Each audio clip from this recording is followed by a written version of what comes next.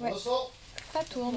Action. En moyenne, l'empreinte carbone d'un long métrage français en 2024 représentait à peu près 375 tonnes de CO2, soit l'équivalent de 915 allers-retours Lille-Nîmes en voiture. Pour faire face à ce problème, le CNC, le Centre national du cinéma et de l'image animée, a lancé un plan d'action pour réduire l'impact du secteur. Bilan carbone des productions et des studios, guide de production responsable et formation dans les écoles. On est donc allé sur un tournage pour voir comment on peut concrètement réduire son empreinte carbone. D'abord, on a rencontré les producteurs, Candice et Olivier, qui nous ont un peu parlé du film. Nous sommes les producteurs du nouveau film de David Roux, qui s'appelle La Femme 2, et on a déjà produit ensemble son film précédent. Là, nous sommes à Angers, dans un décor qui est censé être un appartement parisien.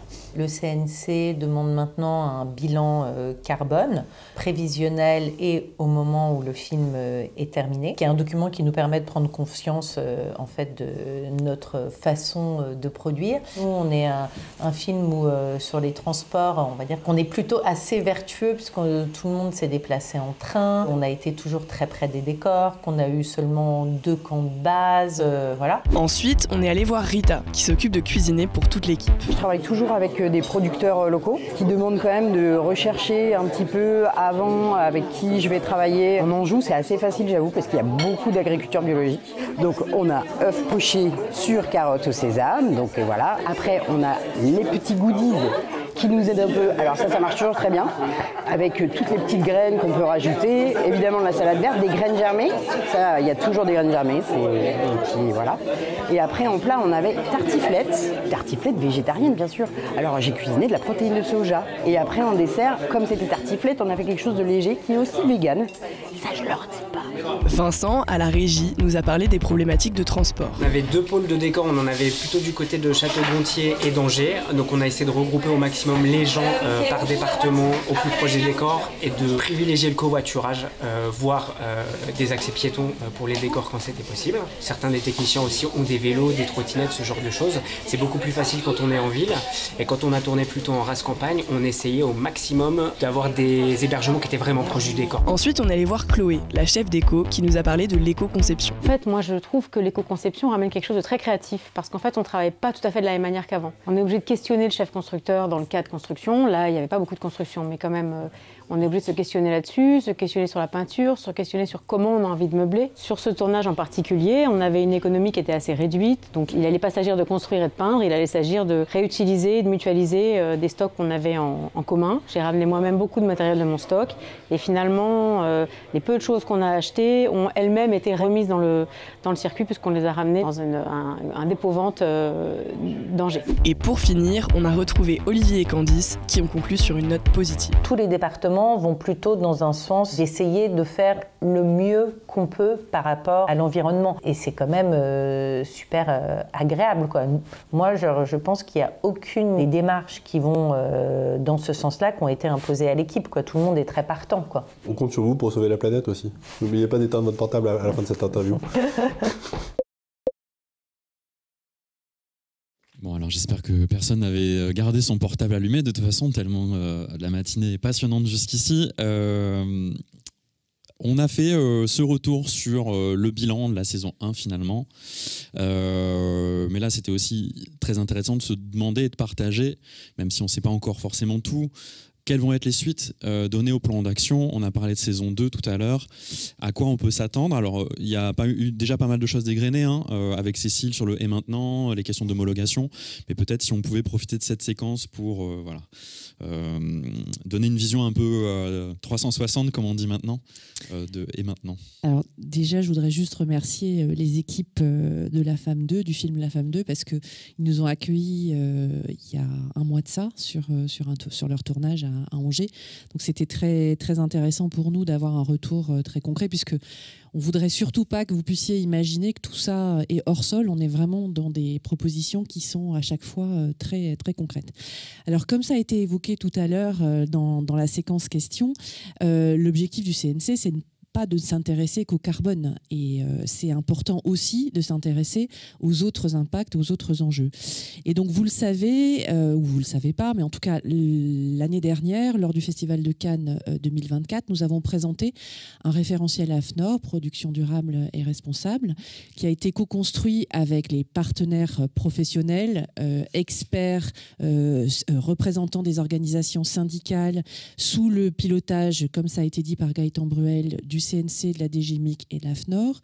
Et ce référentiel qui constitue en fait un mode d'emploi est un mode d'emploi qui permet d'accompagner les professionnels dans la définition de stratégies de réduction de leurs impacts à différents endroits. Et donc ça, c'est un élément extrêmement important. Aujourd'hui, ce référentiel, il est d'application gratuite et volontaire, mais il pourra devenir, comme ça a été évoqué en introduction par le président du CNC, un élément qui intègre le dispositif des aides de l'établissement dans une logique de mesures incitatives sur laquelle nous sommes en train de travailler. Ce mode d'emploi, en fait, il a pour objectif de définir 28 actions impactantes. Ces actions, elles se traduisent par 3 niveaux d'engagement. Donc, je reprends les grandes têtes de chapitre de ce référentiel AFNOR. Du coup, ça vous montrera qu'on s'intéresse aussi à ce que la CSRD propose, puisqu'on est bien dans l'anticipation de la directive de la CSRD. On y reviendra, puisqu'il y a quelques remous, on va dire. Il y a un peu d'actu, oui. Il y a un peu d'actualité. Toujours est-il qu'on a travaillé donc sur les 7 grandes familles qu'on peut retrouver notamment dans la responsabilité sociétale et environnementale. Et on a 3 niveaux d'engagement. Donc les 28 actions sont réparties entre ces 3 niveaux d'engagement. Le premier niveau d'engagement, c'est une production qui veut faire les premiers pas vers une transition.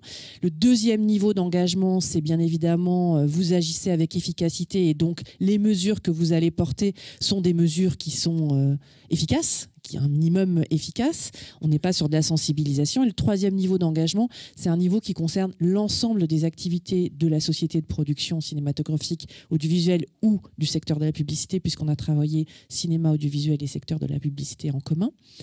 Et c'était important pour nous d'avoir cet outil-là à disposition des professionnels.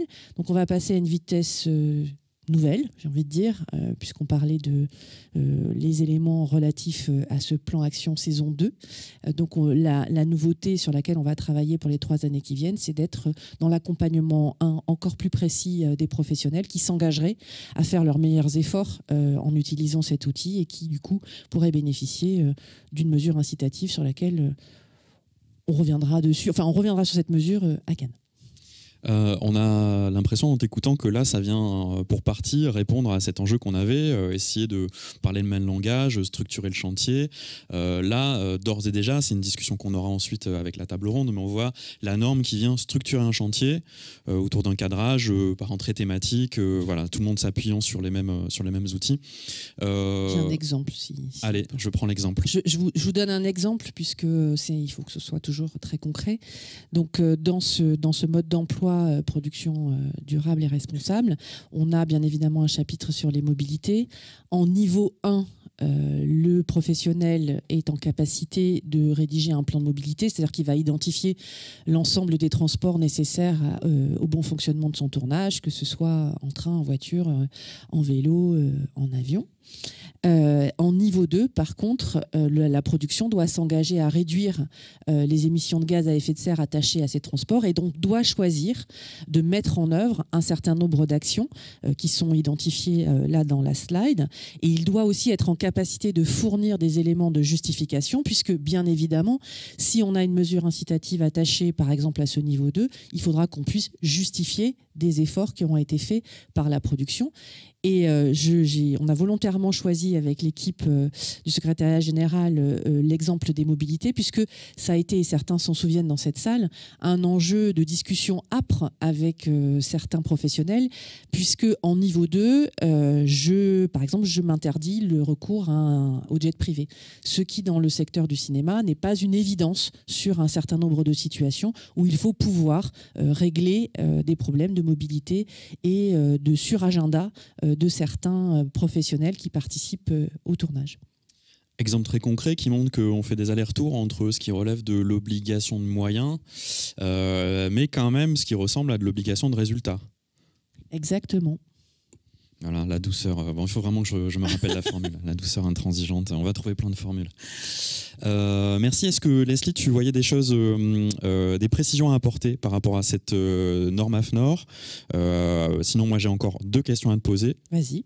La première question que tout le monde se pose, et peut-être tu ne pourras pas d'ailleurs y répondre tout de suite, c'est comment elle va être accompagnée, cette norme AFNOR, y compris, pourquoi pas, en termes de soutien financier?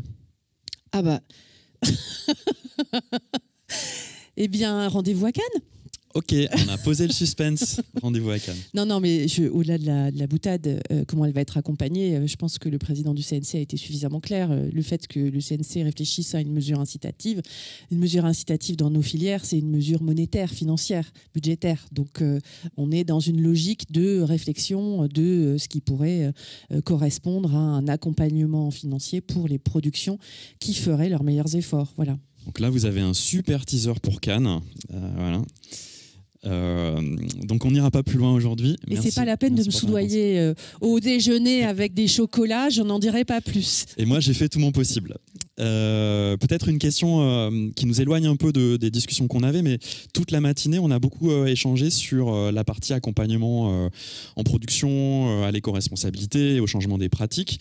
Et puis finalement on n'a pas parlé des contenus. Alors je pense que ça s'explique puisque vous êtes le CNC, mais je voulais quand même te le faire formuler à l'endroit du pivotement des contenus ou de l'observation des contenus. Comment vous vous positionnez en tant que CNC? C'est aussi une question que je poserai à Livia. Je ne sais pas si elle est déjà arrivée. Bonjour Livia.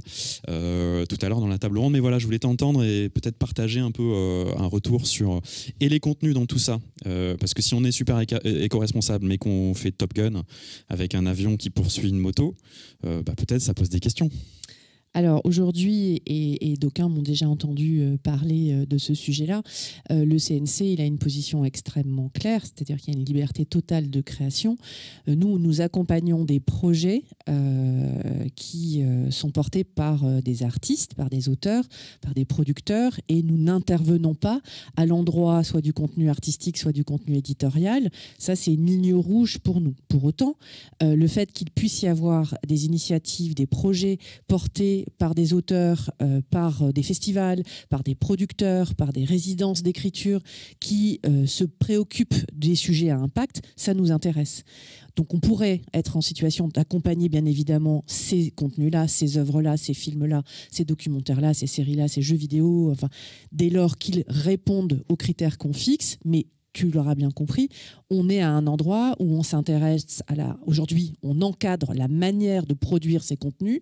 On part du principe aussi que d'encadrer la manière de produire ces contenus peut avoir un impact sur les contenus eux-mêmes, et réciproquement, le fait qu'il y ait des auteurs, des producteurs, des réalisateurs qui aujourd'hui réfléchissent au contenu, aux imaginaires, ça va avoir un impact sur la façon dont on produit les œuvres. Donc c'est quelque chose qui est dans un aller-retour et un aller-retour fécond. Merci pour cette réponse. Je propose de te libérer, Leslie, pour qu'on donne la parole à la table ronde et qu'on puisse